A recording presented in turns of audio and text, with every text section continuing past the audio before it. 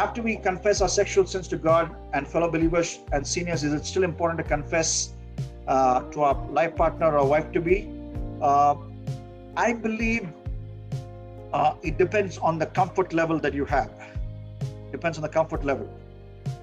I would be very, very anxious if a boy would go and ask a girl explicitly questions about her sexual past.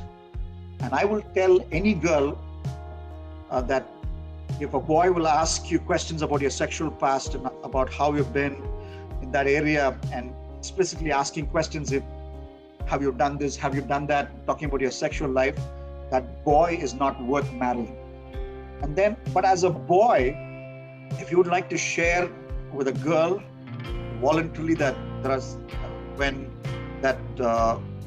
after, and in fact, again, I need to be very careful because you're a boy and she's a girl, and even as you're considering each other for marriage, all these kind of sex-laced talk should not be part of the agenda, because I think they are not important at all. They are not important at all. What is important for a successful marriage, foundation of a successful marriage, is both of you are believers, number one. 1 Corinthians 7:39 is very clear. The example of Solomon, the example of Ahab, negative examples. They had married unbelieving wives and they literally destroyed their lives. Samson, Ahab, Solomon, but there are good examples like Aquila and Priscilla. I recently wrote an article about them, which will come up as a lead article in my magazine, The Days of the Youth, issue number 40. Should be out in a month at least. So that's important. And if you both are believers, you should not be overly focused on what happened in the past. Of course, the context is different, but in the book of Philippians, Paul says, I press on ahead, forgetting what is behind.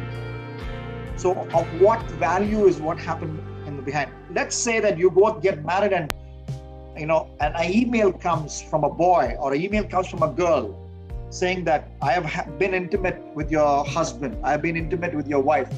How does that change anything?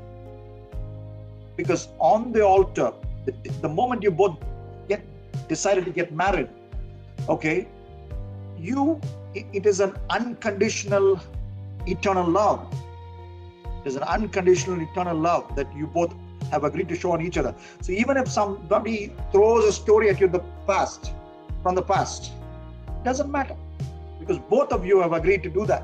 So I think it is irrelevant. But if both of you are, I believe if you are talking these subjects, it is best done under the supervision of a senior man or woman of God. Because the more you talk such intimate sexual secret, the more likely you are to get sexually intimate with each other, and that would be a sin against God before marriage. So if you need to talk about some of these things and you both feel it's absolutely essential, I think there should be a neutral person, a senior person, a godly person, a believer who should be there as you talk, because the more you talk all these secrets, it could lead you into actual sexual sin with each other before marriage.